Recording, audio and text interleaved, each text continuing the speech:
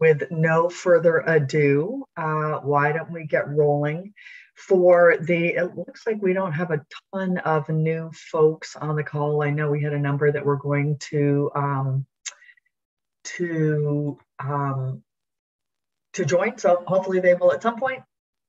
For those folks that are new, as you know, we start the call with the session with our quick fire call, where we kind of go around and talk about CBIT related things, and then we'll take it into the third session of our Train the Trainers, where we're doing our business transition training. I have Jenna in my upper left-hand corner. Jenna, why don't you just kind of, if there's anything interesting going on for you guys or you personally, let us know.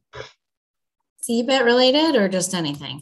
Just anything with your chamber, your organization. Okay. Excuse me. We just closed our applications for our micro enterprise grant, launched Lewis County, and we have 20 applications that are moving forward, competing for 11 different grants from $10,000 to $30,000. And they will all be going through an entrepreneurial training course as their next step. So we're pretty excited. Some creative projects. One CBIT related, we're looking at a bakery taking over a restaurant locally. And fingers crossed that sale will go through soon. Well, did you say 27 applications? 20. We had over 20 applications, but we have 20 moving forward. Okay. Yeah. Is that around what you were hoping for? It started off slow. We were nervous we weren't even going to get 11 for the 11 awards that we have, but some really cool projects. Our target areas are tourism, recreation, downtown draw, value added, could be agriculture related there, and unique experiences. So some really creative things. Wow, that will it'll be fun to track that through, throughout the process and just hear how that goes. So that is very cool. Yeah. Thank you. Kate, it looks like you're next on my little Zoom screen. It's all quiet here in the woods. Okay, quiet in the woods. Good. Next is Rachel Karp. Chamber related in terms of some of the work we've been doing. We had a membership campaign going on this past 6 weeks, and today's the last day, and we hit our goal of 30 new members. So we're excited about that for our small chamber of prior to the member campaign. We were at 180, so this brings us over 210. And we had lost some members through the height of the pandemic. So we're excited about that. And then, just kind of planning for some upcoming events. We have a month-long event in May called Grounded, Get Down to Earth in Saranac Lake, with a 5K and some other events surrounding just getting people out and supporting businesses and some fun activities. And then CBIT related, this isn't necessarily CBIT related, but we did have a change in ownership in one of our longtime restaurants here that happened in February. We didn't really play a part in it, but they are new chamber members, and we're trying to do what we can to support the success of the new owner of this restaurant. That's the Belvedere here. And then a change in ownership of a couple of the smaller motels too. And they're members of the chamber as well. So just kind of, trying to reach out to them and make sure that they feel supported as well in the community, especially since some of our big hotels, often get the highlight and, a lot of attention. And we want to make sure that we're supporting our couple of small motels too. And then just a couple new businesses in town. We have Cocoa and Dough opened up in February. It's a donut hot dog shop. They have a business in Lake Placid, and they opened up another one in Saranac Lake. Great donuts, and more like dessert donuts than breakfast donuts. And I think we're going to be doing a ribbon cutting for them in May. And then we'll have a new bakery opening up, hopefully in May as well. That will be doing a ribbon cutting too. So, some nice things happening in town. So Yeah, that's it. That's a lot. And did you say that you weren't really involved in the restaurant or the smaller motels? They just kind of went on outside of your purview? Yes. Yeah. Okay. Cool. It's funny. Motels are, all the rage because so many people don't want to have to go inside. During the pandemic, it was like contactless entry where you got a code to get into the hotel, so you could go somewhere and have a hotel room and never interact with anybody. So that's because I think we have so many little motels around that have kind of perhaps some of them fallen by the wayside. So there's a bit of a resurgence for motels, which is really pretty cool. Cool. Well, wonderful. That is great. Russ, it looks like you are next on my screen for just general updates. Well, all three of you have given me interesting things to think about. Rachel, what was the name of that donut place? I want to put it on my list. Cocoa and Dough. Cocoa and Dough? Yep. That's a great donut. And that's a really interesting perspective about the motels. I hadn't thought about that could become a competitive advantage. So that's really interesting to be thinking about. And congrats, Jen, on your micro enterprise program. I know we talked about it a long time ago. I really like that approach and those priorities. That's really, really great. And especially about the transition. Jeremy and I just talked this last week about whether we could do a micro enterprise program actually focused on transitions, because 50% of your money is supposed to go to startups.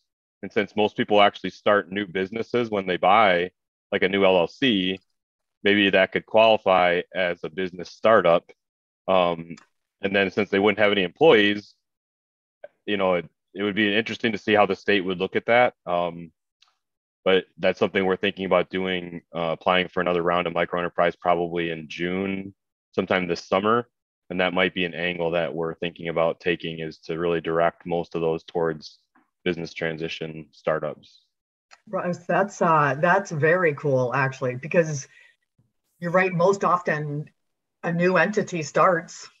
And so technically it's a new business, right? And Kim, I've been saying for a long time that the gap that we're seeing is about 30 to 35 grand, which is the maximum for the micro program. So I think that little boost in the beginning can make a big difference to some of these packages. So we'll be exploring that more, but that could be another creative way that we could approach some funding for these. I'm going to talk to the state more about it and see what they say, but that's very cool.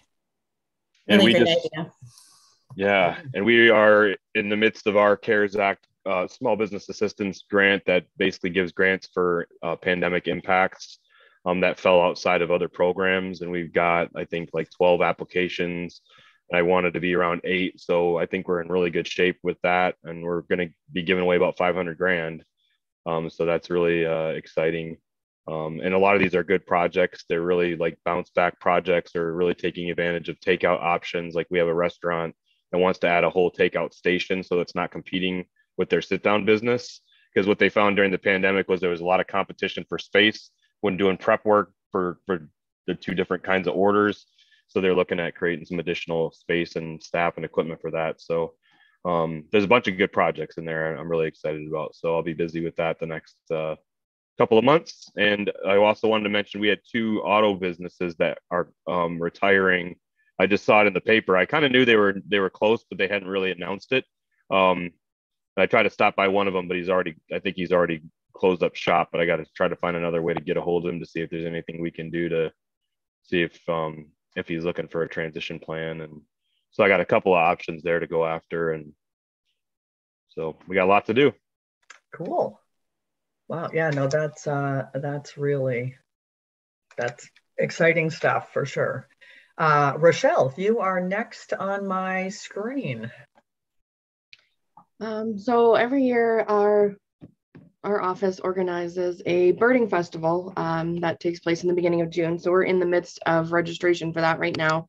We have almost 75 people registered already, which is a pretty huge number for us. So we're expecting a pretty successful year. We haven't been able to hold it for the last 2 years, so people are anxious to get back. What is a birding festival? So we organize different trips with birding guides. Oh, birding. Birding. I thought you said yes. burning. Burning? No. So did I. Birding. Birding. Birding. Okay. Okay. Oh, sorry. So continue. That was about it in regards to No, sorry. Tell more about the birding festival. Oh, the birding festival. Okay. So we have different guides that come from all over the place and lead trips here in certain destinations that are known for the boreal birds in the spring.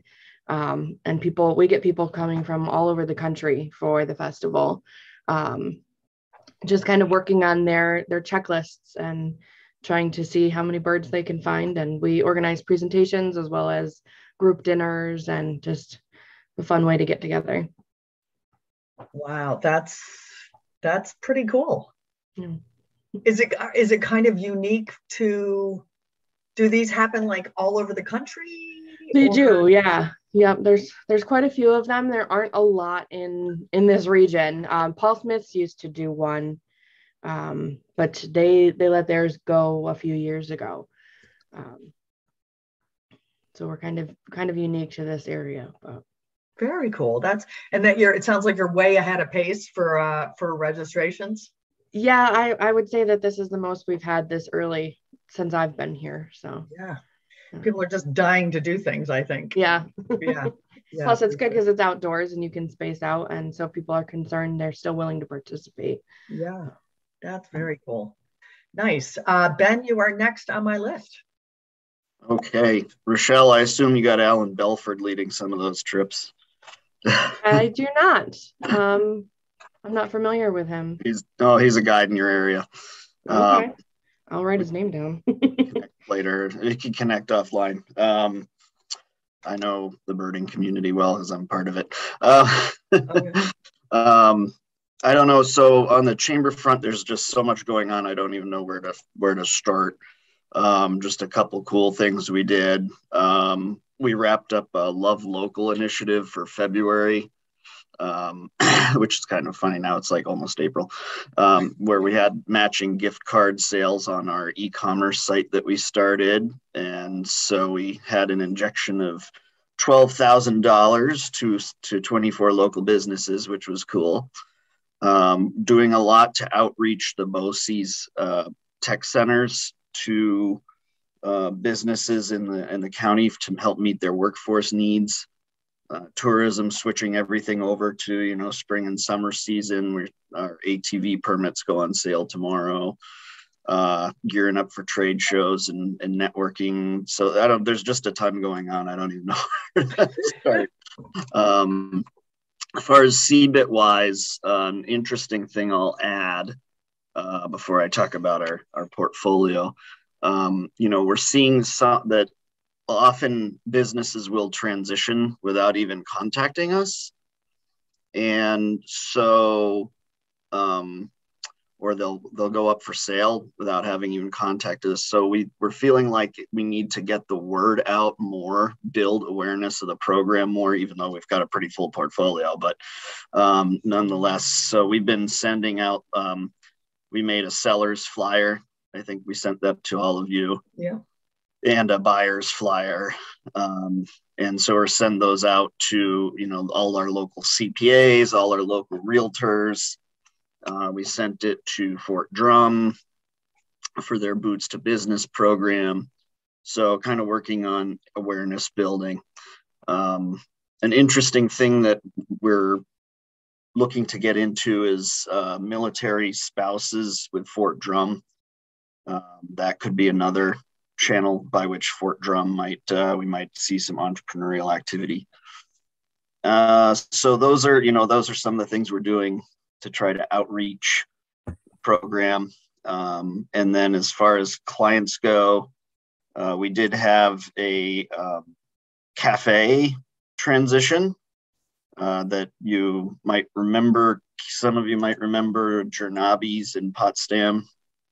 We did have some initial discussions with them quite a while ago, and that just transitioned to a new owner. So that's exciting. And otherwise, we're just working with a really diverse group of diverse portfolio. Nature Storehouse is up for sale in Canton. There's a bowling alley up for sale in Potsdam. We're working with an outfit that does water solutions and sporting goods. It's just a really wide range of types of businesses that we're working with. Ben, can you say more about Fort Drum's Boots to Business program? When I was counselor, I had several inquiries from people who were at Fort Drum. Oh, okay. So Boots to Business is basically the Fort's entrepreneurship training program. So they provide classes on, entrepreneurial training, how to how to start a business or take on a business or whatever, and some of the skills that need to be learned and so forth. Do you think they're well connected to the CBIT program and know where to go to find businesses that are for sale? Yeah, I think so. I mean, we've been in frequent contact with them, both Laura Pearson, who works in my office, you well know Laura, and Lori Sibley from the county IDA have both been in close contact with the coordinator of that program. So I know they're aware of it and thank you. Know where to go. So then when they go through the Boots to Business program, how do you make them aware of businesses that are for sale? So basically we provide that seller's sheet or that flyer that we made that lists a whole bunch of different types of businesses on there. And then if they were to inquire with us, we could, obviously take the next step of trying to do the matchmaking. Because that's where I feel like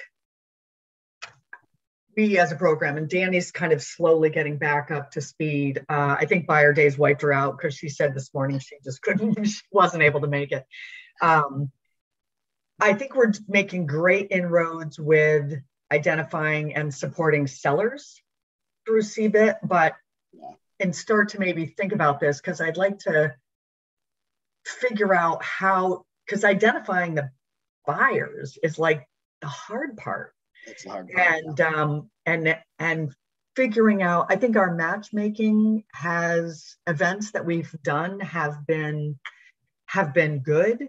But how do we do even better at doing that matchmaking between and identifying buyers and just finding those folks? Because as I said, I think we're getting great traction with supporting sellers and our content's getting there, but now just how do we find those find the buyers? So we'll have a chat about that. But yeah, I think we got to check any avenue by which people might be coming to the area. That's why we wanted to reach out to the realtors in large part. Well, also because they often know when a business is thinking about transitioning. But and thinking about people moving to the area, just making sure that any resources are partners in the community are aware of it. So and then it's kind of a chicken and egg thing, because yes, people moving to the community, if they're moving here, maybe it's a trailing spouse that might be looking for a business, right. But how do we attract people here, like the virtual conference that we did, right. Which I know we're planning to do again, but how do we make people outside the area aware of businesses inside inside our communities? Right. And I think brainstorming around that, I think that's worth some research and consideration for sure. Yeah, it's because we've got a large portfolio of clients at this point, but I don't have much of anything for buyers. Exactly. And what's interesting, and I tell the story, I still actually have a corporation that I formed to start a child care center. And then I bought a ski, bike, and board shop. So I can't think of two things that are really more different. But I just knew that I wanted to have a business. And I think that a lot of small business owners want to own a business, but have certain constraints, but are open to ideas. And so again, trying to perhaps put some process around how even the buyers that we currently have as part of our list, I guess, knowing more about those buyers and what they're interested in, like conceptually, and maybe what their down payment capabilities are, and just trying to do the actual matchmaking. And yeah, I think that's something I would like to. Danny's been obviously out of the process, but anyway, we can talk about that further. But Christy, you are I'm sorry, Ben. I'd add one other thing too that's a buyer challenge, and I'm seeing it time and time again, is just a lot of times places will have a buyer, and that buyer can't get the financing to make it happen. No. And that's, I've got I can think of at least 2 or 3 in our portfolio right now that are in that situation. So they can't put the whole piece together. They're just not able to. Or they in some cases they can't even get the commercial lending. And that's something I've been talking about a lot over the years, is that's a gap that we've been filling, but we're running out of our capacity to fill that gap, and we're not sure how that's gonna happen. But it's definitely a challenge to put those packages together, because you're missing there's a gap of collateral for sure. Yeah. And you have young entrepreneurs they're not sitting on a lot of equity. They can't bring 30 grand into the package. So it's difficult without alternative lending options. And so I don't want to derail us here. It'll be interesting, like where the owner financing comes in, and I think maybe a lot of owners don't know how critical that is to potential successful transition of their business. And certainly nobody wants to start there, right? Like, I think every business owner wants 100% cash at the close, and this is maybe where the education and process around making sellers aware that seller financing is a component of 80 to 90% of the sales that successfully transition. And so anyway, I digress. We'll continue to. All right. Anybody else want to comment on that?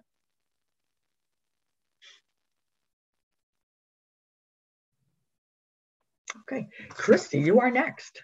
Okay, well, good things are happening here in Hamilton County. We have one fire tower that's going up July 4th weekend. It's restored fire tower from the Chemos Mountain. It's going up in the village of Speculator. People will be able to climb up it and overlook Lake Pleasant and the Kunjamuck. We also have acquired access across private property to get to the Buck Mountain Fire Tower. So both of these will be adding to our Fire Tower Challenge, which is already extremely popular. Our chambers, the Speculator Chamber, their director is retiring, and they have a new director who is gung-ho and is coming up with some new events, which is fun.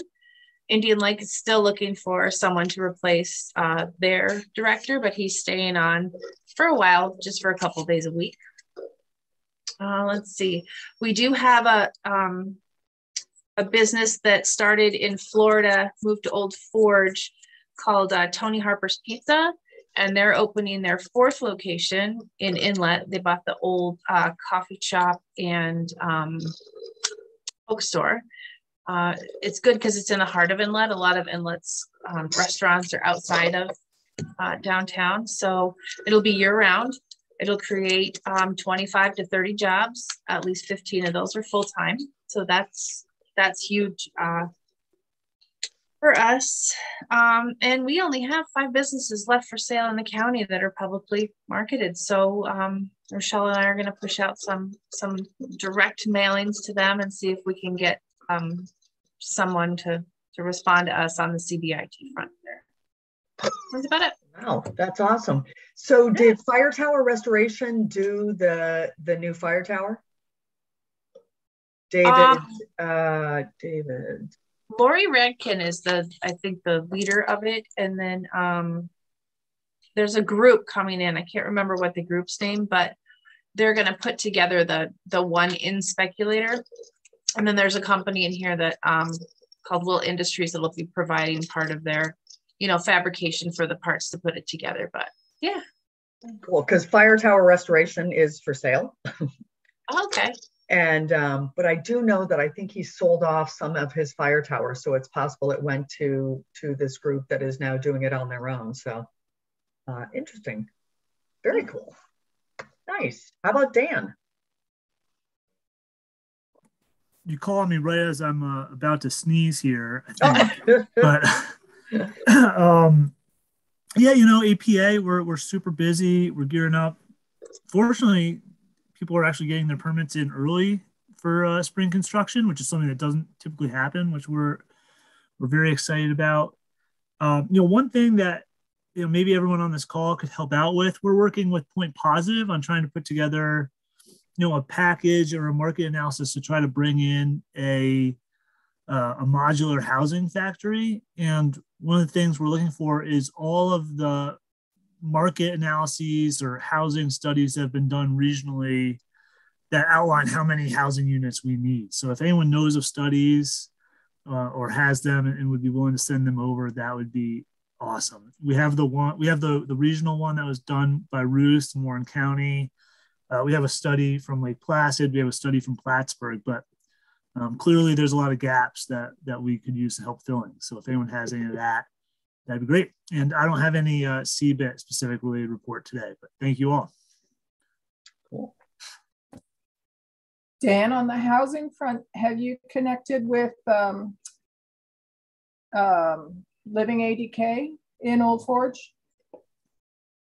We have not. So I guess I should clarify. We're also trying to keep those studies within the factory that we're talking to wants to be along I-87. And so we're trying to provide them the 5 counties on the northern end of I-87.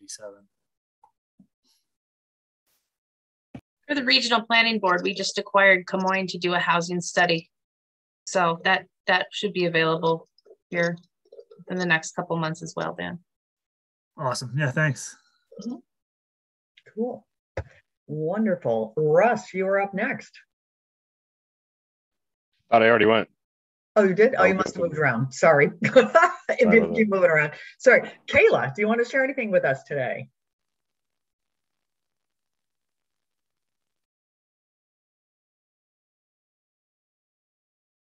Maybe Kayla. Oh, there she is. Hi. No, I'm just a little bit slow today on the technology front, so I apologize there. Hi, I'd like to introduce myself. I think I've kind of been to one of these before, but still new to the process in CBIT.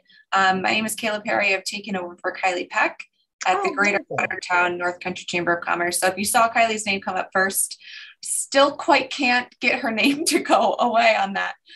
So people are often confused when they see me pop up and it's not quite her. But yeah, I am new to the chamber in this position. Been with the chamber for about 3 years before that, but taken over the president and CEO role when Kylie left, and now she's working with New York State. So congratulations, welcome. Thank you. On the chamber front, I'm really excited to get back into, in April, we're starting back with our events because we've been down for pandemic reasons and the transition of leadership. So I've been here, not quite 2 months yet.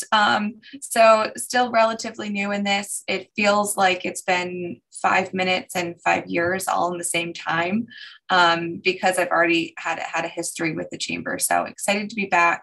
We're excited to get back into our in-person events. Our first one happening next Thursday, actually. And that's going to be a new initiative. That is something that we're doing just kind of to make the chamber more accessible, because we have so many networking events that are paid and a little bit more formal. This one, we're just saying, hey, after work, as a team, we're going down to our favorite bar. We're going to grab a drink. And if you want to stop in and talk about chamber, community, whatever, we're here.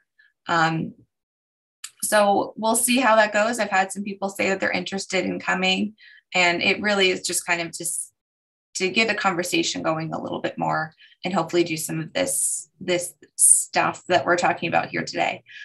So as far as CBIT goes, I'm new to the process and excited to learn a little bit more how it works. I've got a couple of businesses that I see are for sale that we're not currently working with, that I would like to reach out and approach them, but looking for kind of advice on how to do that. What's the best approach? What's the process going forward? I see where the website is and the form they fill out, but I want to be able to provide them the right information before I approach them.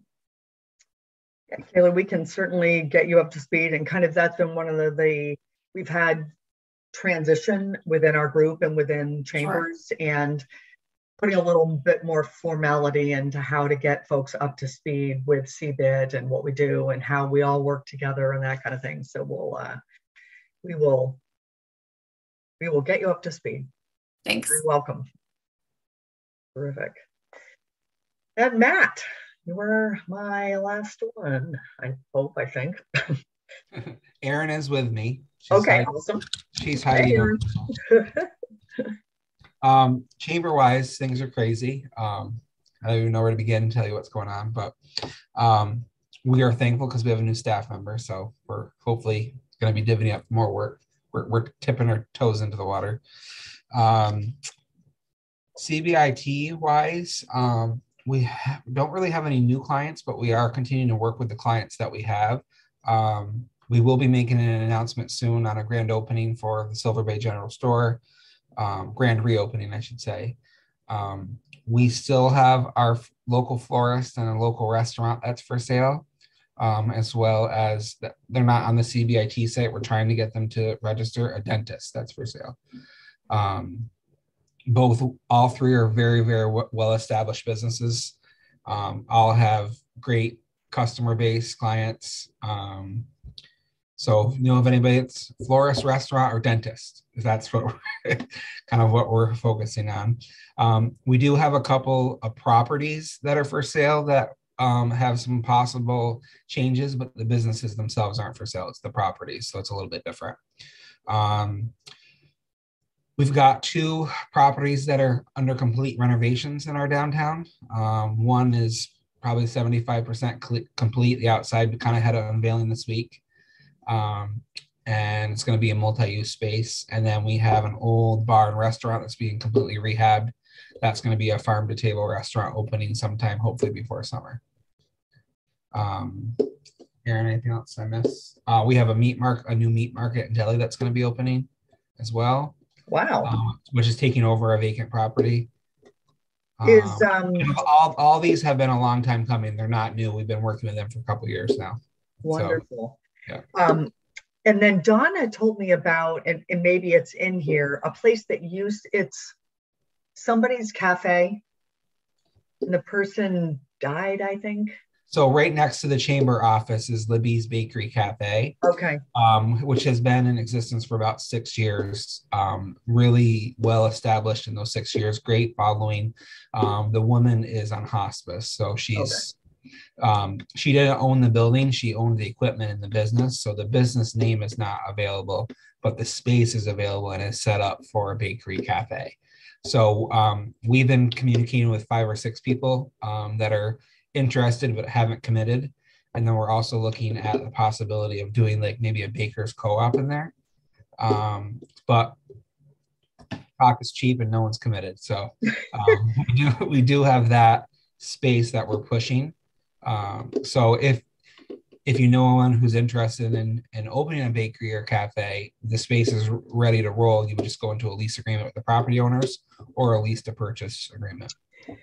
And what's interesting is Donna Wonton, I think that's her last name. She said there could be funding available. Like her organization is fully prepared to financially support. They have a small entrepreneurs fund. So, I mean, if you needed to buy equipment or something like that, they have that funding available. Yeah. We have so they do have that here locally. And then obviously we have, as you all know, we have regional lending agencies and other options. So there's certainly, local and regional funding options. And then we've worked out a deal with the property owners that they would do several months of free rent for somebody. So, wow, that's awesome. So there's a lot going on. We've got some challenges as you can imagine, but unfortunately, Libby's, is not closed due to any lack of business or issues in that sense. The main owner is unfortunately on hospice. Yeah, that's so it's been a tough situation because, as you can imagine, and you all know, when you work with these small businesses, you get to know them well. So you're not just losing a business, you're losing a good friend. Yeah. She said the community really could really needs that cafe, right? Like, because it sounds like there's not a ton of options for breakfast, lunch in Ticonderoga. Well, we have quite a few dining options, but not that cafe type option. So, we have a number of local restaurants that do breakfast and lunch, but they were one of probably 3 or 4 main options that were open year round. So we have lost that sense and lost like the cafe, grab a cup of coffee right on the main street. So we are working with some other potentials on other spaces that would be fulfilling those needs, but not in that space currently. So that space is certainly open and really ready to roll with the purchase of a few pieces of equipment. Cool. Good to know. And Ben chimed in the chat that a Stewart's is buying a cafe, I think you said. Ben, is that good news or is that not good news? Well, it's okay. I mean, it's very public knowledge. So Foxy Roxy's Diner, which is on Outer Market Street, Potsdam, they had contacted us about wanting to sell, and they were up for sale. And so, I mean, I guess, in some sense, it's a very popular cafe or diner, excuse me. It's a very popular diner with a really strong following. So that diner will be lost from the community. But, she's definitely of retirement age plus some. Okay. And so the village of Potsdam just changed some zoning laws to make it so that the transaction with Stewart's shop could go forward. Oh, interesting. Okay. Yeah, I can relate to that, Ben. It's an odd balance of, you may lose, really a landmark business, but at the same token, it's not going to be vacant. So it's kind of... Unfortunately, in the case of Potsdam, there are, a couple other diners in Potsdam. So...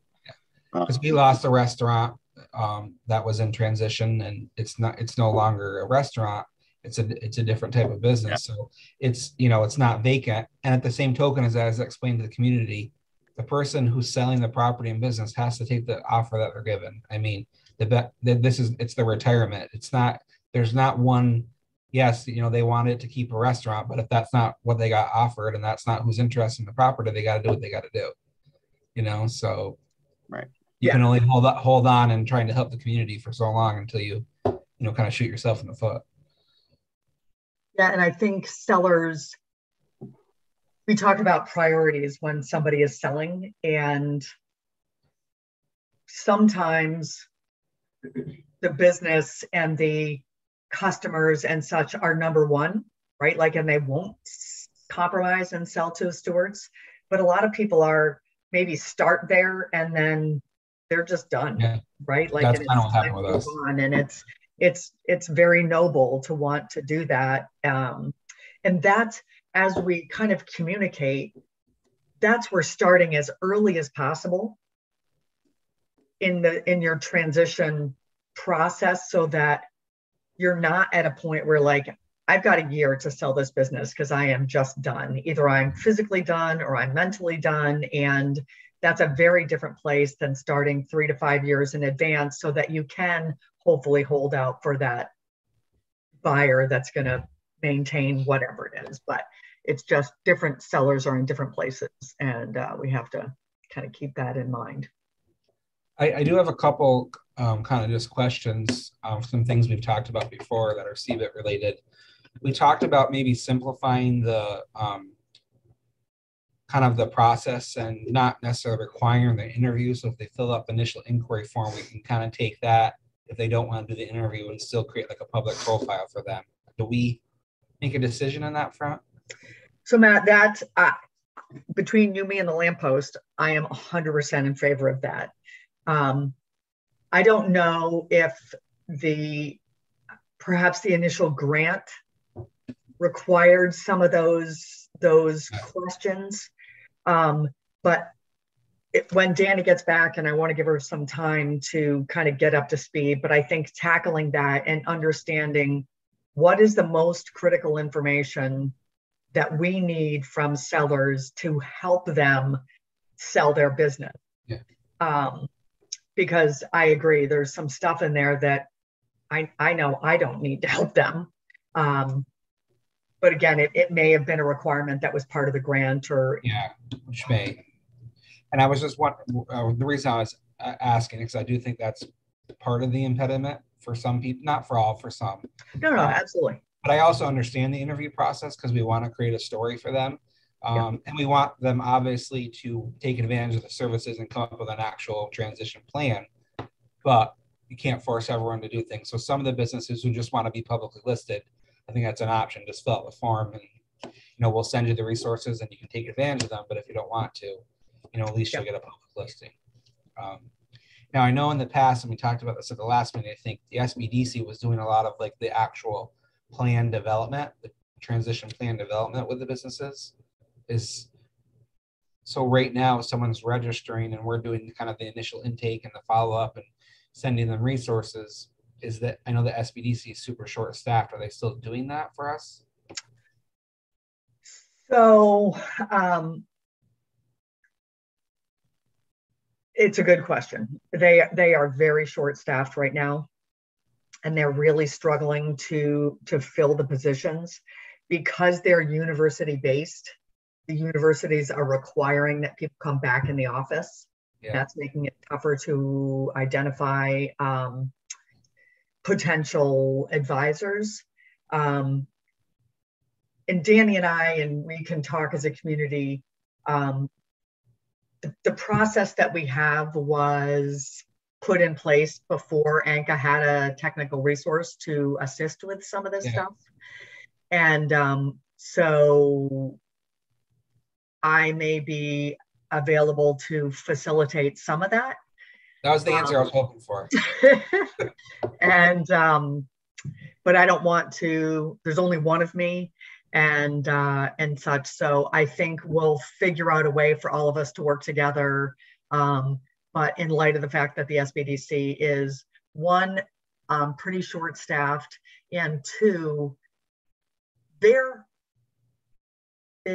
are very, very good at a lot of things. I know for a fact that they're like selling a business and business transitions.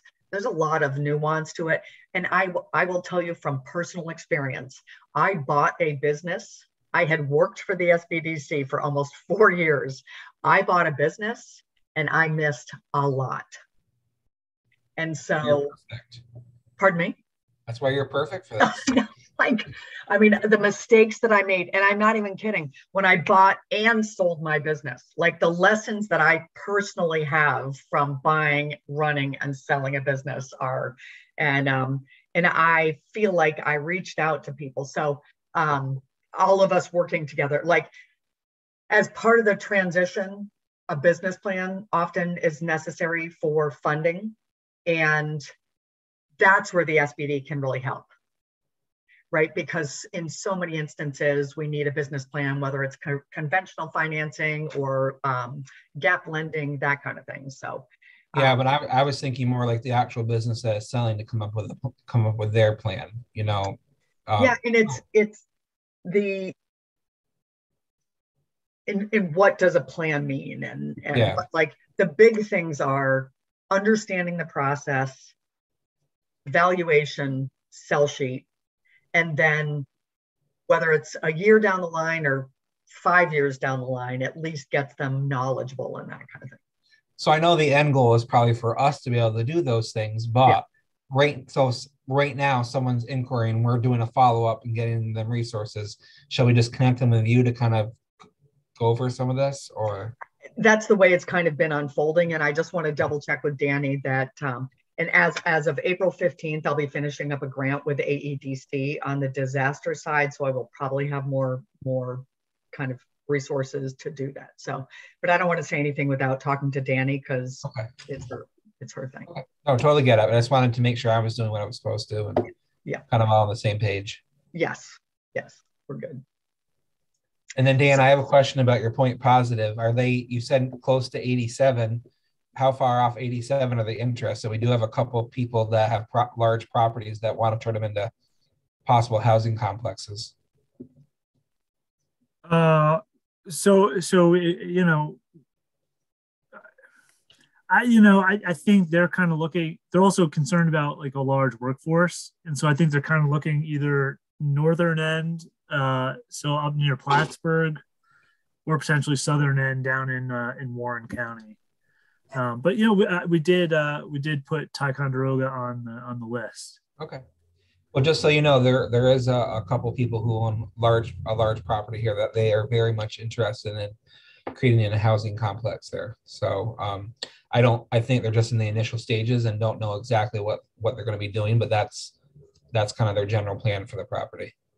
Got it. Yeah. So this is a factory. So the factory to make the modular homes. Oh, gotcha. Okay. Yeah. So a little different. Yeah.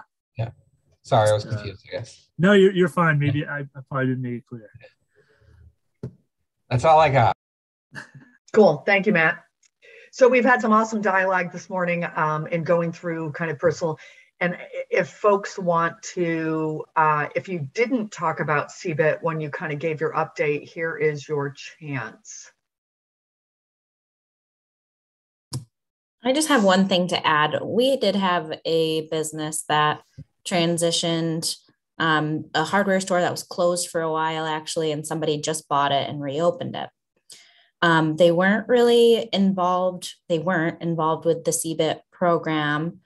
But I think that's kind of a trend that I'm hearing from a lot of the liaisons today. And I'm wondering if we could put a press release together of all of the businesses that did transition, maybe not with our help, just to plug the program as look at all these businesses that did, and this program can help as maybe some publicity around it.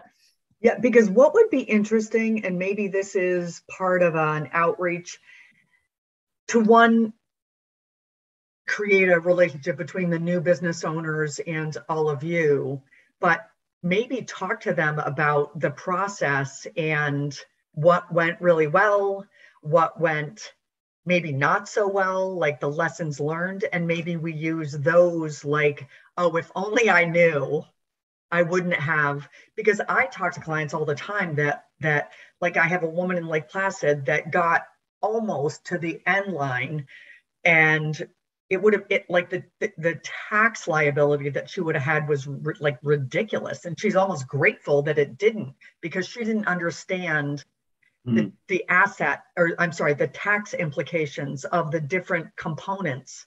And like, I mean, I could personally give some other, but like me, again, maybe that to go out and just say, hey, gosh, we've got this organization. What did you, like just what I said, so. Yeah. And I think just to highlight them too, like it is a big success story still that we transition these businesses, even if we didn't help them directly. We do want to welcome them to the community as business owners, and for others to know in the future that there's this program that they can take advantage of if they're looking to purchase a business. And it's newspapers are dying for content, right? They just don't have the reporters anymore I know when I bought Maui, like, I can't remember the guy's name, but he came within a week or two to interview us and write a story. And I don't know that they have the editorial staff that can do that anymore. So if we can provide the newspapers with content, it's one, great content, great, you can plug your different organizations and plug CBIT at the same time. So I will see, I know that Audrey's pretty buried, but I will talk to Danny about that, because that's that's news, and it's a great potential opportunity to promote CBIT. So I like it. Thanks. And I think it'd just be like a template where we could plug in those businesses and maybe a few quotes, that simple. I think you're exactly right. And then just some content at the bottom, a paragraph about CBIT and what we do, and let us help you, if you're thinking about it, or if you're an entrepreneur that potentially wants to buy a business, like to formalize that process where we learn about those folks and know more about the buyers. I think that will help us. Great. Thank you. Cool. Anybody else?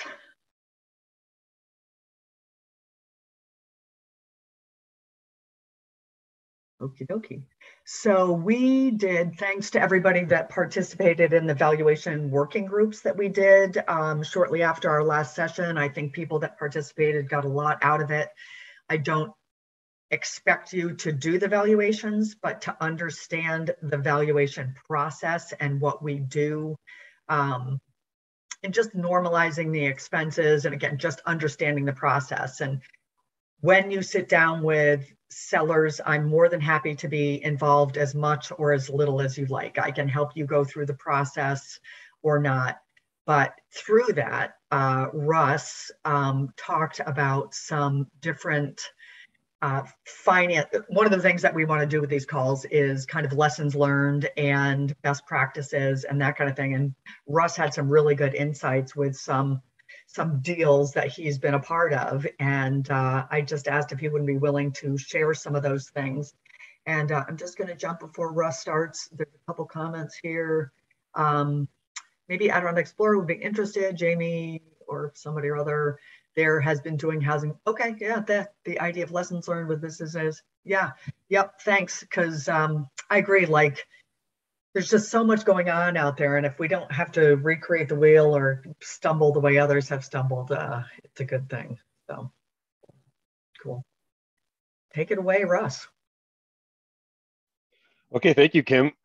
Some of these things I know you guys have heard from me in the past around these issues with lending and kind of keep kicking that horse, I guess. But some of the successes that we've had recently we had the bowling alley in Moira, which is a pretty small rural community.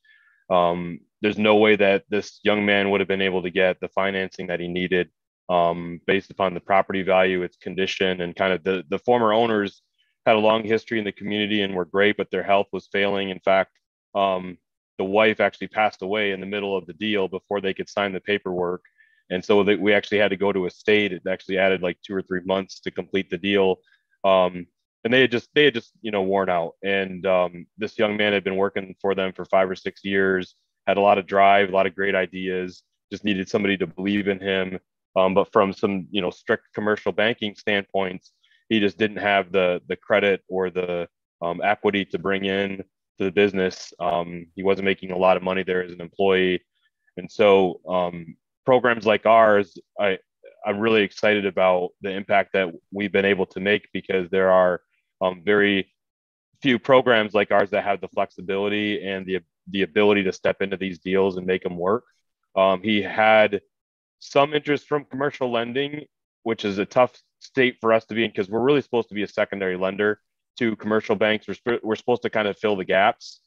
But with these deals, what we found is we actually end up in a much worse position than if we just take the whole package.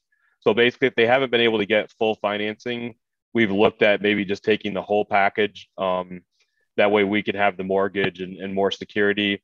And our idea at this point, and none of this is set in stone yet, but is to kind of think about a 3-year horizon for these kinds of deals where we come in as the initial lender and we give them like a 2 to 5 year horizon where they can build up their financial statements and their history and they can show success. And then we would sell those loans to a commercial bank at that point, once they can demonstrate what the banks need to see to be comfortable. And then we could put that money back out into re-lending. All of our money is recycled funds from programs years ago, so we don't have any restrictions, but it also comes right out of our checking. And so we've done, I think since I've started, I've done over $2 million in lending in the last 4 years. So we've spent down a lot of our checking account, and we're kind of like maxed out until we can figure out what to do with some of these. So that's kind of how we're looking at these. We are finding that there's typically about a $30,000 to $50,000 gap when you look at the equipment, which oftentimes by the time a new owner comes in is aging. The older owners really haven't wanted to put a lot of money into their business, knowing that they're kind of on the way out. So there's usually upgrades that are needed. So that equipment, when it's transferred, isn't worth a ton of money in the resale market per se. The property sometimes needs some investment. So we've not been able to really get to a point where we're comfortable, like just from a credit worthiness standpoint, with those risks. But we feel that that's what we're here for, is to take those risks, and we're able to take those risks. So we've been just absorbing that. Steve, if you know Steve from AEDC, he always says to our loan committee that collateral doesn't repay loans, working capital does. So, we look at the working capital and try to see that, their projections make sense and their investment that they want to make makes sense. And we really felt comfortable in this situation that not only was this a really important fixture for the community, amenity for the community, but that Jeremy had the vision to really take it to the next level. And he's done that. He renovated the lanes. He renovated all of the carpet, the atmosphere. He put in a new bar and dining area. He's got his liquor license now. So he's done a whole bunch of stuff to really take that business to the next level. And when you're in a really small town, a bigger town, a bowling alley might not seem like a huge amenity, but it's a major activity for seniors and youth. They do leagues all year long. It's a great place for them to spend time that's safe and positive. And it's really giving us more options for people to have activities in that small community. So we're excited about being part of that. But again, there's that equity gap that we would really like to see, either some kind of a grant program or some kind of a security program where we could, I forget what the term is, but where we could get some backing for that amount of gap. I think that would make our committee feel a little bit better. But so far, we've been successful with that one. And the second one that we did this year was Happy Camping RV in Bloomingdale. And kind of similar situation, kind of a young guy in his 30s who had a lot of drive, worked for the business for a significant period of time, knew the business well. Same situation, not a lot of equity. Property was kind of deteriorated, needs some upgrades. He's got a ton of vision for where he wants to go. But we ran into the same issue that, the as completed appraisal for what he wanted to do just didn't really give us the margin that we wanted to see. But we took some risks on him based upon his projections and based upon the need in the region for these services that we really wanted to preserve. Because right now we have almost no mobile RV repair services in the region. And with all the campgrounds that we have, a lot of them are seasonal. So we have people like me that own seasonal campers, and I do not want to hook that thing up to a truck and unhook all my stuff and drag it to Plattsburgh to get fixed. So he's got a lot of opportunity there across the county, and we really wanted to preserve that amenity and the spinoffs for other industries that supports. And so we took that to the committee as kind of our selling point, and that was very effective at getting the committee willing to take that little bit of extra risk. And we did kind of structure the deal a little bit to give him kind of different disbursements over time to kind of not have so much out there at once. So there's a lot of really positive things. from these deals, I ran into the guy at the courthouse the other day from Happy Camping, and he's like, if you hadn't believed in me, if you guys hadn't done this for us, we would never have been able to do this and save this business. It would be closed up. So I know he meant that from his heart, that like what we're doing really does make a difference. And I think that's true for this whole team of people regionally, that we are really making a difference for these people. And it's, I think, really reassuring for them to know that they have somebody that will handhold them a bit through this process. So I would like to see us as a team, as ANCA, along with the CBIT team and maybe Common Ground, pick this issue as a priority, that we would like to come up with a strategy to influence our state and federal representatives to develop some programs for these types of things, and help them to really understand why that's so important and critical to have a vision for this. Because as we know, we're only on the cusp of it. It's only going to get more and more demand. So I would like to see us try to come up with a strategy to come up with some talking points and some asks for resources for this. And I know Danny's been working on that with the down payment program, but that's my 2 cents. I'm happy to answer any questions. Yeah, Russ, it's really, it's inspiring to see in my opinion, just the creativity and let's figure out how to make it work. I think banks kind of just they don't have that attitude. Like, let's get creative around how to make it work. Like, they are doomsday, and it's their job, right? Like, they're protecting deposits, and I totally get it. But couple things, just the kind of character-based lending and this idea that 3 to 5 years, and then allow them to establish the business in their own name, and hopefully they can then get regular or more traditional financing.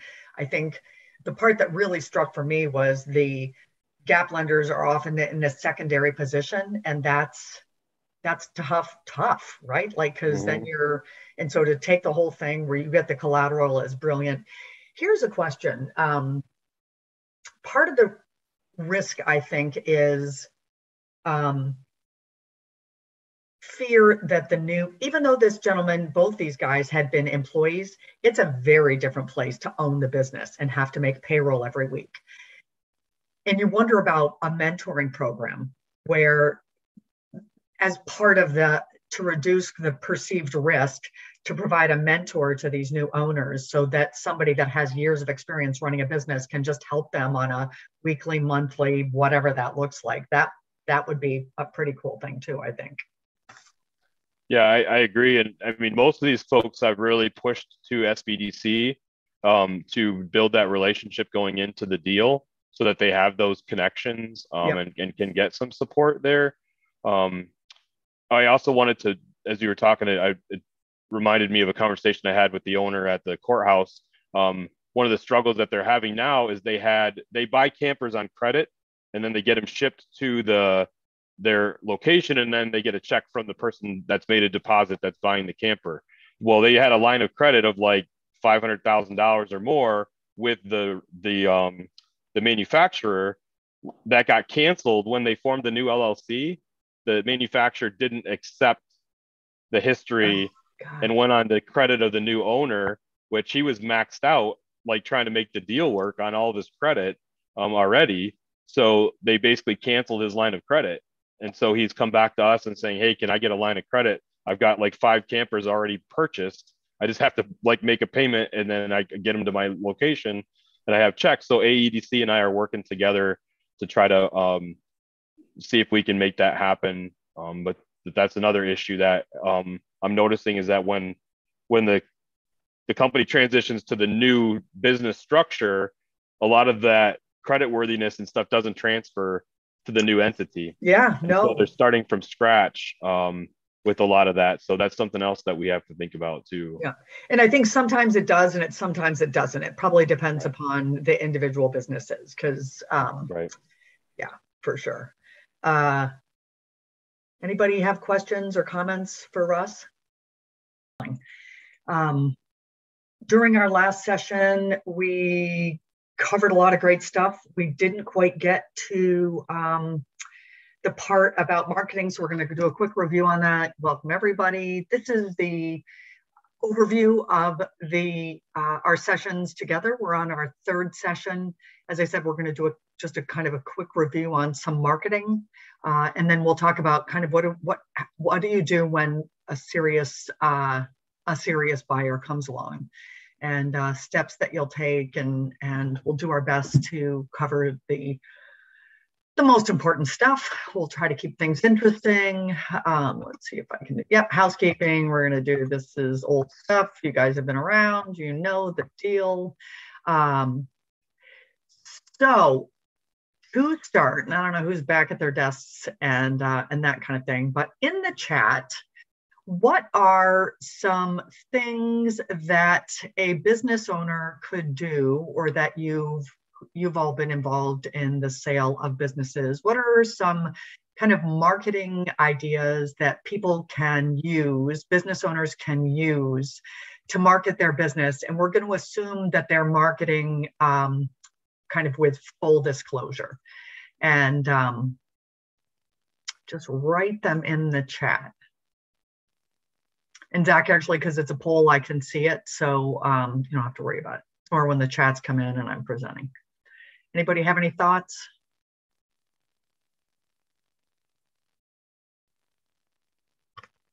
So marketing a business, you know, somebody has a sell sheet, they've put the sell sheet together. They are pretty anxious to market their business. Yeah, especially town gossip. I love it. Tell everyone you know. So that could include, who might that include? Who might you tell? Yeah, the middle people, accountants, lawyers, agents, absolutely. They deal with the ladies at yoga, for sure. Absolutely. And the middle people, for sure. Accountants, lawyers, anybody that you're working with. Yep, I love Facebook ads, posters, billboards, text messages, press releases, love it. I know, I'll just start, if you have an email distribution, like there are a number of businesses, tell people it's not top public and don't tell anybody. Yeah, a for sale sign, that's awesome. Yeah, I love it. You know, there's even things like Craigslist. There's BNI, which is like it's kind of Rotary, telling people at Rotary, these are business owners. BNI is kind of like Rotary, except it's more like networking. So letting those folks know. Yeah, good stuff. One that didn't, you could put a note on your not your Facebook page, your website. Put it like when somebody comes to your website, you could let them know. There could be a place that says, you know, my business is for sale. Those are all great answers. So let's just see old school marketing. So, you know, people do everything digitally these days. So for example, I know that there's a dentist that's for sale. I have a plumbing business that's for sale. There are tons of these service-oriented businesses, or any business for that matter, folks that live in major metropolitan areas that because of COVID don't want to live in major metropolitan areas anymore. And sending them a sell sheet in snail mail, like a hand-addressed envelope with a note to the owner that says, hey, if you're thinking about moving, and follow up with a phone call, right? Like these are very proactive ways to let people know that that you're interested in selling. And maybe a business owner is passively considering moving or buying another practice or business. This is a way to get in front of them. And it's cold calling. It is selling, for sure. And then we talked about this, all the different ways that you can market your business kind of collaboratively. I have a client who is, he does not want he has one key employee, and he does not want that employee to find out that he is considering selling. And so he is being very, very close to the chest, but he is kind of working his network and trying to identify potential buyers. And That's right. As I've said, like we have a list of buyers. I want to know more about that list of buyers so that I can handpick 2 or 3 of those buyers and refer them over to the seller. And so building up that list and knowing more about that list, I think is really important for us for a next step. So online listings, these are, Biz Buy Sell that 90% of business owners shop online. Kind of makes sense that everything is going that way. I'm going to, in a minute, I'll talk about trade publications, but my research has shown that even if you do a listing for a business in a particular trade publication, it's going to send you to these Biz Buy Sell and BizQuest and these other sites. So we're going to get there. They spend a lot of money to market it. The biggest ones are Biz Buy Sell and BizQuest. And we'll talk about those just a little bit. Biz Buy Sell is the largest. They have a gazillion businesses for sale. They have a gazillion unique visitors each month. There's a whole lot of activity that goes on with Biz Buy Sell. They're networked with a number of other organizations, so the exposure of your business is really good. And it's like, if you commit to a 6-month term, it's $60 a month, right? In my opinion, that it's a small price to pay to hopefully get your business. And there's all these other ones, these different things, but just try the basic listing out of the gate and see how that works. And again, a small price to pay, in my opinion. This is the other one, BizQuest. They're actually owned by the same company.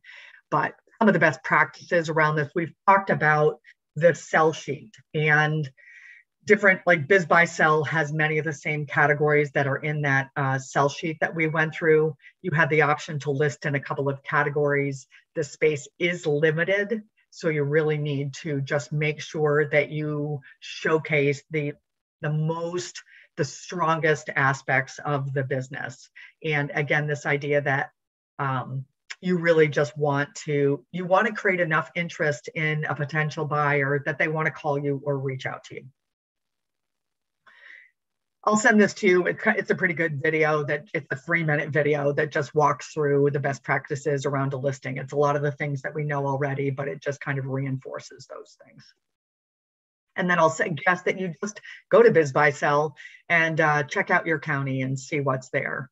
Not gonna lie, my experience is it's not a ton of listings, which in my opinion means it's potentially even better for a business to be there. So trade publications. Again, this idea, so Bicycle Retailer is where I listed my business in Bicycle Retailer when I was selling. And I still think that there's value in listing in publications like Bicycle Retailer or Plumber or these different types of outlets. Sometimes it's just an online listing. Sometimes they have actual print publications and there's a business opportunities section. But I think that there's value in getting the word out as people, business owners flip through these publications. Okay, so we have kind of talked about this. In your posting, I think one of the important aspects is when somebody responds, when you ask somebody to respond to you, have them list their capabilities, have them describe what you're vetting them initially so that you don't spend a lot of time with somebody that's either tire kicking, they're a competitor that's just trying to learn about your business, and have them respond to you in a way that starts the vetting process. The non-disclosure. The non-disclosure agreement, you don't want to share any information beyond what's in your sell sheet without a non-disclosure. I've recommended a mutual non-disclosure because, again, if you're opening up your books to a buyer, you're going to ask that buyer to open their books to you.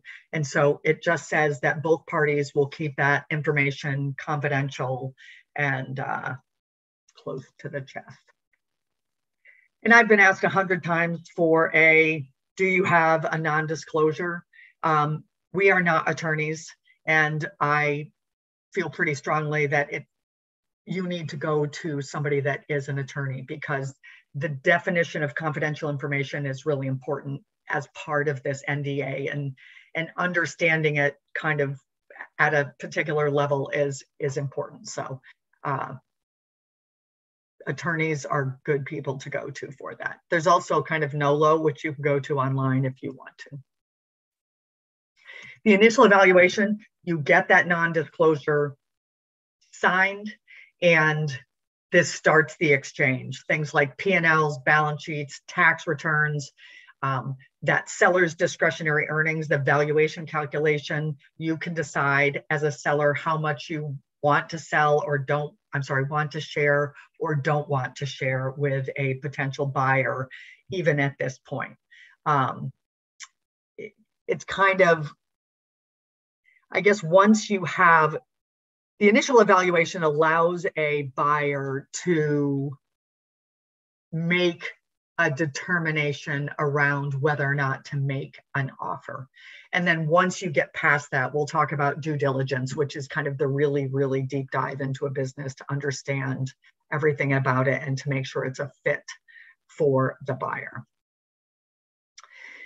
So, a letter of intent, it's kind of this initial offer that somebody writes up. Usually it's the buyer that puts the letter of intent together, but sometimes it's the seller. I wrote the initial letter of intent when I sold my business. It usually makes more sense to have the buyer write the letter of intent, but how many people have been involved in a letter of intent, like the writing of a letter of intent? You can just write something in the chat and see. Can you send the slides over? I was going to say, yeah, Linda, we should be. As soon as we get to a certain point, Linda or Laura, I'll be willing to share all the slides with everybody. Okay. Has anybody been involved in either you were part of working with a seller and you helped with a letter of intent, or you were part of working with a buyer? Kind of what goes into it? Has anybody had any experience with a letter of intent?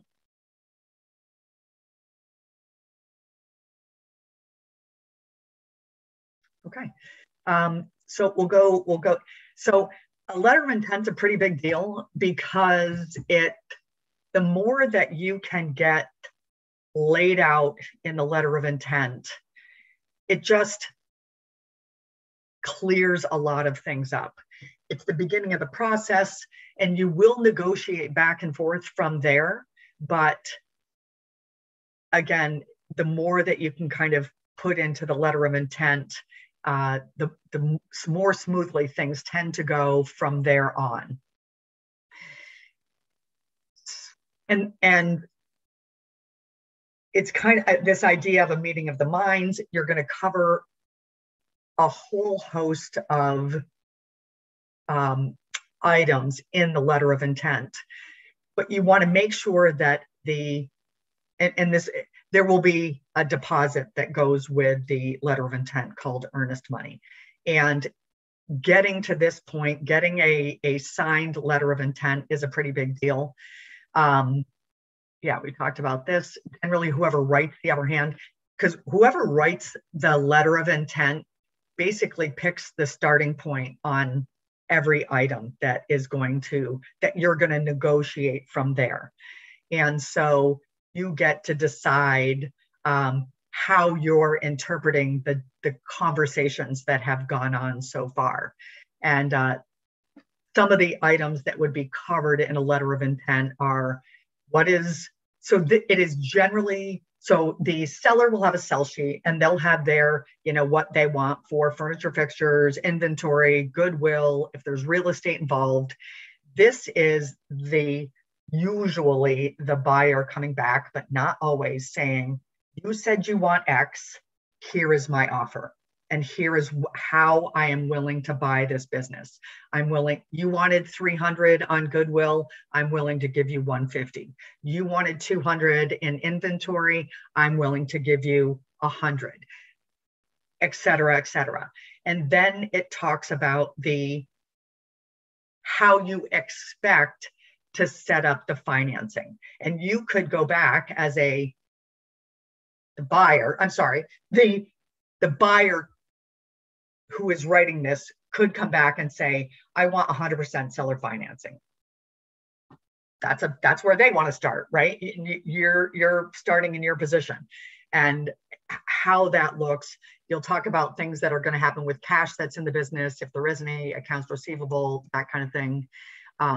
The asset allocation, so that thing that we've talked about many times, goodwill, inventory, furniture, fixtures, and equipment, that other, and then any real estate, all of that is taxed differently. And so the asset allocation, that how you get to the 500,000 could be broken up a number of different ways. And you want to make sure that asset allocation is, the buyer is going to make it good for them, the seller is going to make it good for the seller, and you negotiate that as well. The timeline. So due diligence happens after generally you have a letter of intent. And the due diligence is the really deep dive into a business. And we'll talk about that in a minute. But the letter of intent, you want as the seller, you're going to negotiate for a pretty brief period for due diligence. 30 to 60 days is pretty typical, because when you accept the deposit, you will generally go into a period of exclusivity, and you will not engage, you won't even talk to another potential buyer during that time frame. And so obviously you want a buyer to do their due diligence, to figure out the financing as quickly as possible. And 30 to 60 days is typical on the due diligence. And then that would get you potentially to a contract, because you may not close obviously in that 30 to 60 days, but you want to be out of that due diligence period and into a contract. And then it may take, that contract is likely contingent upon financing, and that could take additional amounts of time. But like, I think I've told the story a couple of times, how I signed a letter of intent, went into due diligence, had to write a business plan to get my financing, and I dragged my feet. I'm not sure why I dragged my feet, because a business plan's, it's a lot of work. And, but I wasn't really there was no hard deadline that I needed to have my financing committed to. And so it took longer than it probably should have. And so that's just my advice, is make sure that there is a deadline. You're going to talk about who's going to draw up the legal documents. Is that the buyer or the seller? If you can terminate it, how do you do that? You're going to talk about the non-compete, which basically says that the seller can or can't do X or Y in terms of selling whatever it is you are buying after they sell the business. And then prohibited activities, like you can't sell below a certain amount of inventory, you can't terminate critical contracts that you have, just the kinds of things. And it's all, the letter of intent is not binding, but it, again, gets all of this stuff down on paper, and then all of that goes into a contract. The negotiated terms go into a contract, which is then binding. Yeah, you want long's better for the seller for all the reasons that we just talked about. We talked about the earnest money.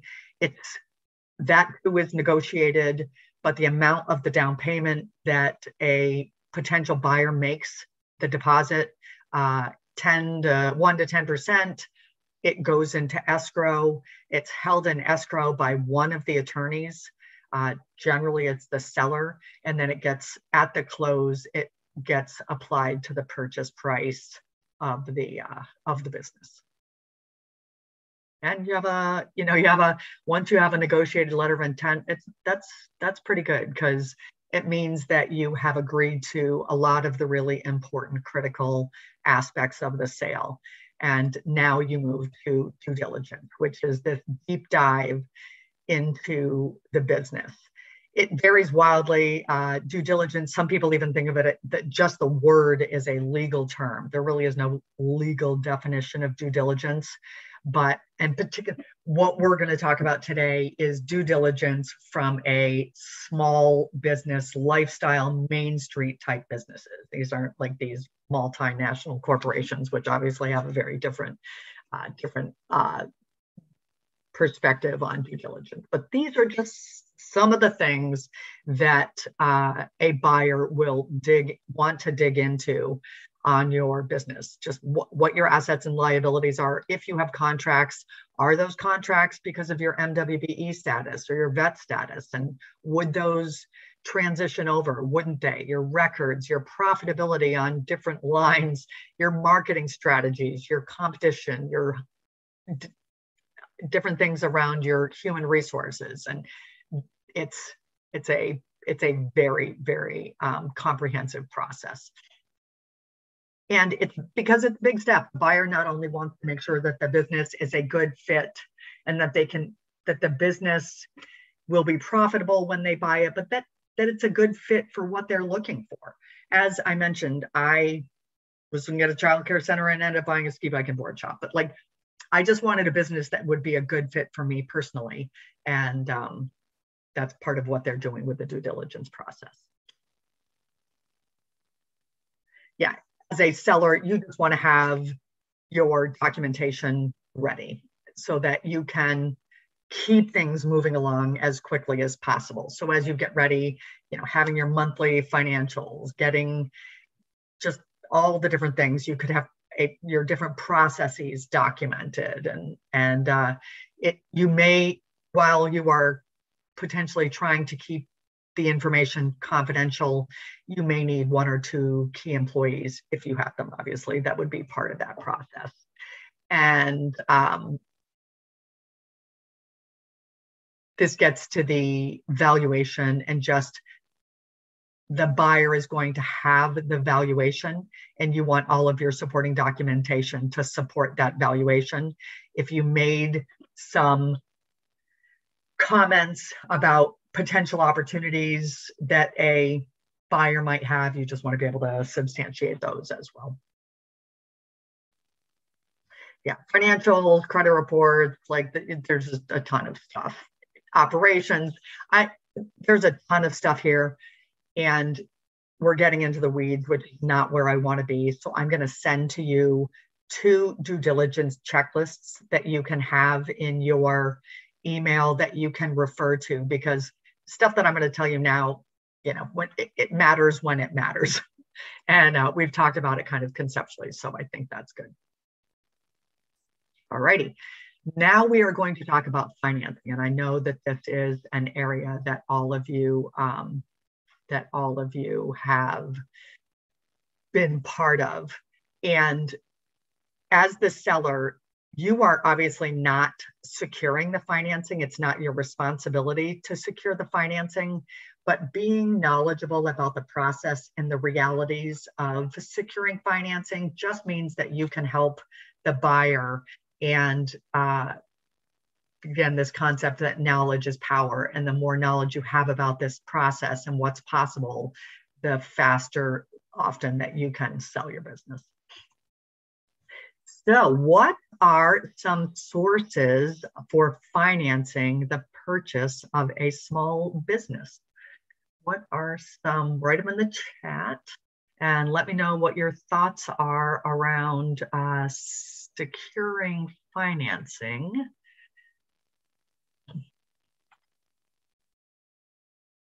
Let's see if people personally or lending.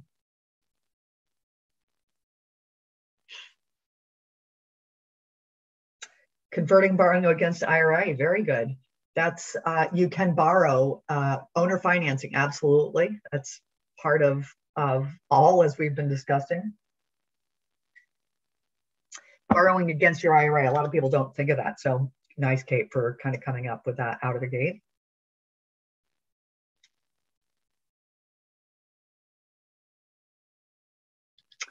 Personal cash, bank financing, mezzanine lenders. Dan, you might have to That is a new term for me. I am not going to lie. Economic development organizations. Hey, Dan, do you mind just chiming in, unmuting and telling us what mezzanine lenders are? Yeah, sorry, can you hear me first of all? Yeah, yep. Okay, great. My mic goes in and out, something with the drivers with this computer. Okay. Mezzanine lenders, they're typically subordinate debt lenders. They're not necessarily locally based. So usually you're going onto like a secondary market. And then depending on the deal, it'll typically be higher interest rates, but there'll be less security. Interesting. That you'll need. And I think a lot of people are probably jumping into like these predatory lending groups like Lending Tree or whatever. Is a totally different market. So you're looking at like, +6 on the loan. So you're looking at like an 8 or 9% interest rate. Okay. But it's unsecured. Interesting.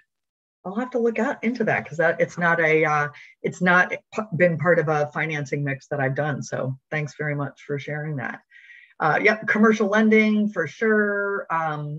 Russ's organization, North Country Alliance, AEDC. Those are all great things. So thank you. So your buyer hopefully has shared some information with you. So you have an idea of their creditworthiness and their capability or likelihood to secure more traditional financing. And that will help you kind of navigate the process because it's all negotiable and it's all just a process. And so knowing that really kind of helps you figure out where things are going to end up.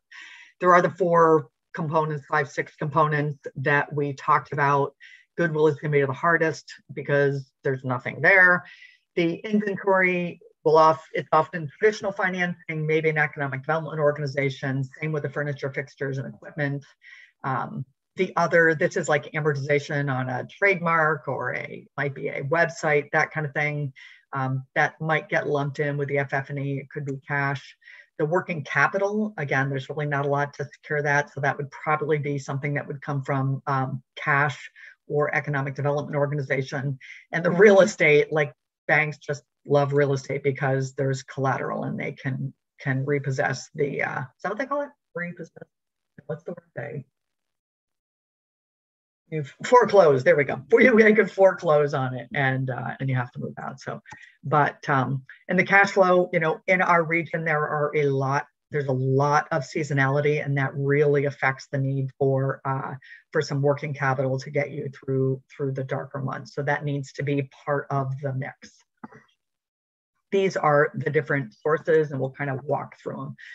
99% of deals, occasionally you're going to have a deal that doesn't have some sort of personal funds on the part of the buyer, but the buyer needs to have some sort of skin in the game. And so generally it's 99%. Often that's cash. You're hoping that people have done some saving over time. A 20% down payment is, if you're going to secure any sort of financing, that is pretty much the norm, and banks will often, depending upon the deal, require even more of a down payment. And hopefully you've saved some cold hard cash over time, or the buyer has, to make the purchase. But I know for myself, I had a home equity line of credit. We borrowed against the equity in our home. You can borrow up to 80% of the equity that you have in your home. And because it's secured by your home, it's generally a decent rate. You can, a buyer could get credit card cash advances, not ideal, but it's the way to do it. As Kate said, you can borrow against your retirement. And again, those terms are generally pretty good. There is something called a ROBS, which is a rollover for a business startup. They're rare, but often you can withdraw without penalty if you have that program within your retirement. And then there's always Aunt Mary and friends and family that you can borrow from. And I know most businesses, I don't know about most, but lots and lots of businesses are purchased with borrowing from friends and family. And then we want to talk about lending from more traditional lenders. bank loans, banks, good credit, there have to be a lot of assets that go along with a business. The business has to have been in business for a long time with a very solid track record for profitability. And the buyer has to be willing to put a substantial skin in the game for a bank to be willing to consider that. And as we've discussed, you need a business plan. It needs to be a very solid business plan that's well thought out with pro forma financials. So what the financials would look like under the new owner. SBA, I have worked for the SBDC. I worked for the SBDC for 5 years. I've been doing this for a while. I have never been part of a transaction where the SBA was involved. Not to say that they don't happen, but they just don't happen a ton. Again, the deals have to be super solid and really just, it's great when the SBA can get involved. The terms are really good, but they're just, it's tough. And the SBDC would definitely get involved. And then, I forgot the name of the lender that the SBA works with, but anyway. Economic development organizations, we know those guys, and because one of them, they have different loan funds. Very often those loan funds, like Russ talked about how a lot of his loan fund is recycled, so they're unrestricted. That's really, really nice because very often the loan funds are very restricted. They're restricted in terms of what the funds can be used to support or purchase. There are stipulations around, and very often job creation, job retention is a big part of that. I initially, when I was buying Maui, went to it was called the Lake City Loan Fund, and submitted my application, and I needed $140,000, and I needed to create a job for every $15,000 that I borrowed, and that was just never going to happen, right? I wasn't going to create 9 full-time jobs. So I had to go to another. I ended up at the North Country Alliance.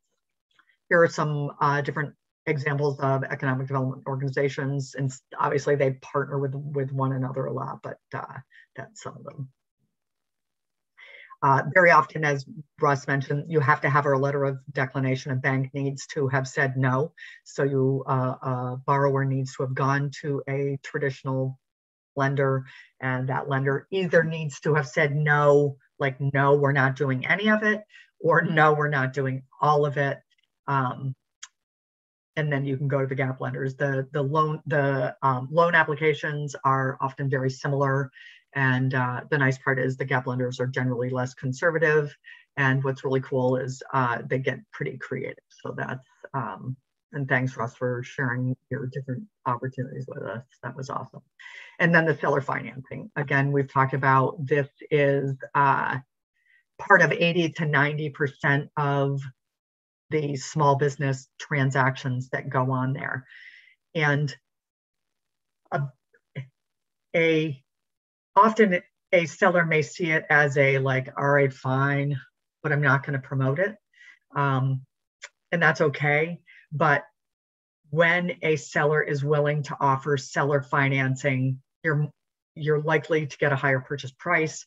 You obviously have a much bigger pool of buyers that could buy your business. The process goes much faster.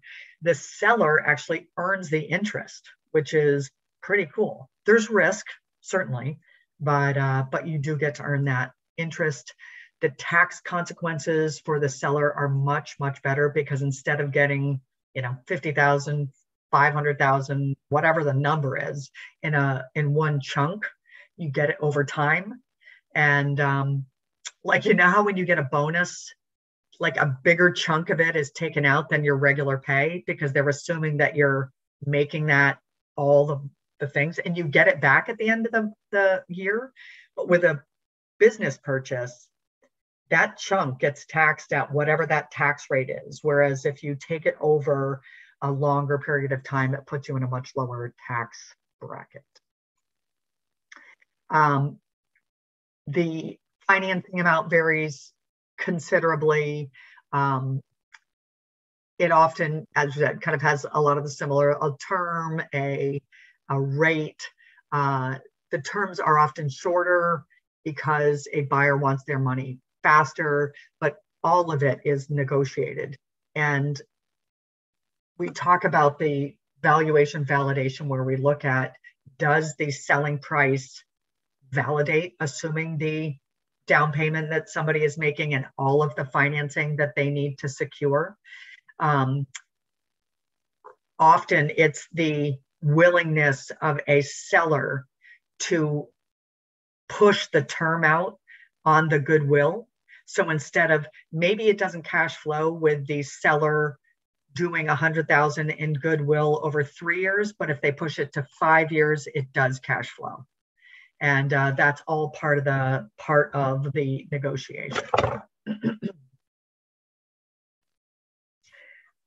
You'll apply, right? Like you'll ask the seller or the borrower to apply. You'll have their personal financial statements that's backed up with documentation. You get copies of their credit report. You can ask for a resume, and potentially, do they have any intentions to change the business? Because that could substantially impact the viability and the profitability of the business. Oops, I'm going to chat. All right, let's see what we got here. Number of jobs is far less important to us now than community impact or quality of jobs. With low unemployment and many positions available, it's less important. I've removed job creation from our guidelines and placed it with community priorities. That's wonderful to hear. So that's Russ's comments. You guys can read those in the chat. It's wonderful to hear because the job creation requirements were, as I said, a little nutty, some of them. So that's wonderful to hear. And hopefully that's, Russ, if you know if that's true with other lenders, that would be great to know. Yeah, the credit reports, we talked about that.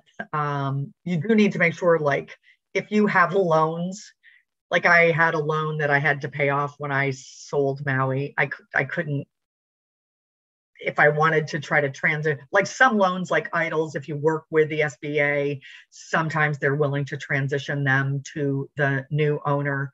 But if you're going to offer seller financing, you definitely need professionals in your corner, accountants and attorneys that will draw up very, very tight loan documents with personal guarantees and all of that good stuff. Yeah.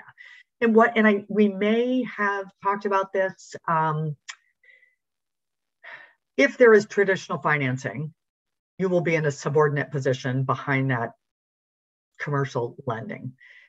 So if a business goes south and they're selling off assets and that kind of thing, a traditional lender will be paid before you will be paid. But this is this is why you have a personal guarantee, because the buyer is personally responsible to pay you back.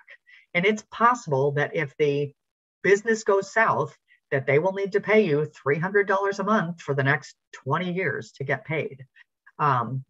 You hope not, but it may need to get there. But what I thought was pretty interesting, security guarantee. Let me just go to, so here's what's interesting, and I'll go back to that. Even though you're just a person lending money to another person, and you have legal documents, but it is filed with the Secretary of State. There is what's called a UCC filing that's filed with the Secretary of State. So you are on record as a lender, whatever collateral has been secured, and that's pretty important to try to secure some sort of collateral, and it could be the buyer's home, it could be different things, but figuring out how to get that secured is important. But it's more formal than you might think initially in terms of a person offering lending to another person. Let me just go back and see. Yeah, the personal guarantees. It's important to pledge as much collateral as you can. It could be the inventory, FF&E, all that's the assets of the business. But let's see, we have another chat here. I'm not sure about other lenders, but I am on AEDC's committee and work with NCI on loans, and we don't really discuss it much. All right, well, that is great to hear. You know, it's a bonus if they're able to create the jobs, and probably makes the loan more appealing, but that's really, really good to hear. And earnout, this doesn't happen a lot, but we'll just talk about it kind of conceptually. We talked about how sometimes there's a disconnect between how much a seller wants for their business and how much somebody's willing to pay. Because, for example, a business could be on an upward trajectory, and a seller wants a lot of money because the business is on an upward trajectory, but the buyer doesn't want to pay that. And it's a way to kind of bridge the gap. And this is just kind of an example. If a seller wants $1 million for their business because the revenue has been going through the roof, and then a buyer offers $800,000, and that's financed, however, and then they're willing to turn over 50% of the profits until you hit that additional $200,000 to get to that $1 million valuation. They're kind of complicated, but I just wanted you to be aware that it is a tool to use when negotiating the purchase of a business. Yeah, they're kind of complicated, but in this, I just didn't know, I put this in and I had all kinds of pretty colors when I did it in Excel, and then when I brought it in here, it was like this, but I don't know if folks are familiar with a sources and uses statement, but this is what a sources and uses statement look like, and it's often included in a loan application. But there's the different, let me just see if I can do my pointer here. No, that's not it. Pointer, it's the laser pen.